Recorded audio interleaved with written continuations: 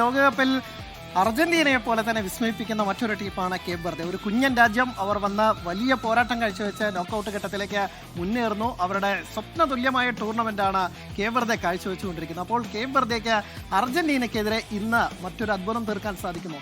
അവർ ജയിച്ചില്ലെങ്കിൽ അതൊരു സാധാരണ മത്സരമായി മാറും. ജയിക്കുകയാണെങ്കിൽ ലോക ചാമ്പ്യന്മാരെ അട്ടിമറിക്കുക അതൊരു ചില്ലറ കാര്യമാണോ? അപ്പോൾ ഇന്ത്യൻ സമയം നാളെ പുലർച്ചെ 3:30-ക്കാണ് ഈ മത്സരം. മെസ്സിയുടെ വലിയ ആരാധകനാണ് കേപ്പ് വെർദെ ഗോൾ കീപ്പർ വൊസീഞ്ഞയെല്ലാം. അപ്പോൾ മെസ്സിയെ നേരിടാൻ വേണ്ടി കാത്തിരിക്കുകയാണ് വൊസീഞ്ഞ എന്ന് ഇതിനോടകം തന്നെ പ്രഖ്യാപിച്ചു. അങ്ങനെ വമ്പൻ പോരാട്ടത്തിനായി കാത്തിരിക്കുമ്പോൾ നമുക്കപ്പോൾ അക്ഷയ് കൂടി ചേരുന്നുണ്ട്. അക്ഷയ്, സ്വാഗതം. അക്ഷയ്, നമ്മൾ പറയുകയായിരുന്നു സ്വാഗതം അപ്പോൾ നമ്മൾ പറയുമായിരുന്നു മെസ്സി വേഴ്സസ് മന്ത്രവാദി എന്നുള്ളതാണ്. അപ്പോൾ മന്ത്രവാദിയേക്കാൾ നമ്മൾ ശരിക്കും വയ്ക്കേണ്ടത് കേപ്പ് വെർദെയുടെ താരങ്ങളെയാണ്. ഈ ലോകകപ്പിലൊരു സ്വപ്ന തുല്യ തുടക്കം, ഇല്ലെങ്കിൽ ആ രാജ്യം വെറുതെ വന്ന് കളിച്ചു പോകുമെന്നാണ് പലരും പ്രതീക്ഷിച്ചത്. പക്ഷേ വെറുതെ വന്ന് മടങ്ങാൻ, വെറുതെ പോകാൻ വന്നവരല്ല കേപ്പ് വെർദേക്കാർ എന്ന് ഇതിനോടകം തെളിയിച്ചിരുന്നു. അത് ആദ്യ മത്സരത്തിൽ തന്നെ അവർ തെളിയിച്ചു. വെറും 5.5 ലക്ഷം മാത്രം ജനസംഖ്യയുള്ള കേരളത്തിലെ ഒരു കോർപ്പറേഷന് മാത്രം ജനസംഖ്യയുള്ള രാജ്യം ലോകവേദിയിൽ പന്ത് തട്ടുന്നു. ആദ്യ മത്സരത്തിൽ കിട്ടിയത് മുൻ ലോക ചാമ്പ്യന്മാരെ സ്പെയിനെ അവർ ഗോൾ അടിക്കാൻ അനുവദിക്കാതെ സമനിലയിൽ പൂട്ടി.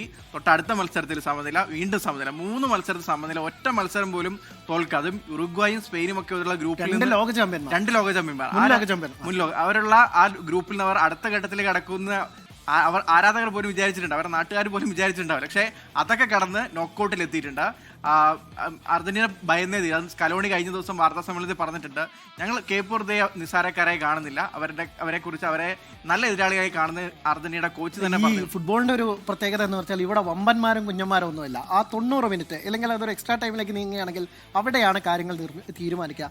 അർജന്റീന അടക്കം മുമ്പ് പല അട്ടിമറികൾ നേരിട്ടിട്ടുണ്ട്, ഫ്രാൻസ് നേരിട്ടിട്ടുണ്ട്, അല്ലെങ്കിൽ പല ലോകകപ്പ് പല ടീം. ഈ ലോകകപ്പിൽ തന്നെ പരഗ്വേ അടക്കം ടീമുകൾ ജർമ്മനി പുറത്താവുന്ന ആരും പ്രതീക്ഷിച്ചല്ല. അതുപോലെ തന്നെ നെതൽസിന്റെ കാര്യം അതുപോലെയായിരുന്നു. മൊറോക്ക കുറച്ചുകൂടെ കമ്പാരിറ്റീവ്ലി നല്ല ടീമാണ്, പക്ഷേ കരുത്തവും പാരമ്പര്യവും ഒക്കെ. അപ്പോൾ പാരമ്പര്യത്തിനും ഇല്ലെങ്കിൽ മറ്റേ പഴയ പ്രതാപത്തിന്റെ കാര്യമൊന്നും പറഞ്ഞു വന്നിട്ടില്ല. അപ്പോൾ കേപ്പ് വെർദെ ഭയക്കുന്നില്ല എന്ന് സ്കലോണിയെ പോലൊരു പരിശീലകൻ പറയാനും അതിൻ്റെ ഒരു കാരണം അങ്ങനെ തന്നെയാണെന്ന് നമുക്ക് നോക്കേണ്ടിയിരിക്കുന്നു. അതേസമയം നമ്മൾ ഇനി നേരെ പോകുന്നത് അർജന്റീനയുടെ ഈ ലോകകപ്പിലെ പ്രകടനം എങ്ങനെയായിരുന്നു എന്നുള്ളത് തന്നെയാണ്. അർജന്റീന 3 മത്സരങ്ങളും ജയിച്ചാണ് തുടങ്ങിയത്. അപ്പോൾ അർജന്റീനയുടെ ആ 3 മത്സരങ്ങളും സമ്പൂർണ്ണ ജയത്തിൻ്റെ തിളക്കവുമായി വന്ന അർജന്റീനയുടെ ആ പ്രകടനം എങ്ങനെയാണ് നമുക്ക് ആദ്യം വിശദമായി നോക്കാം.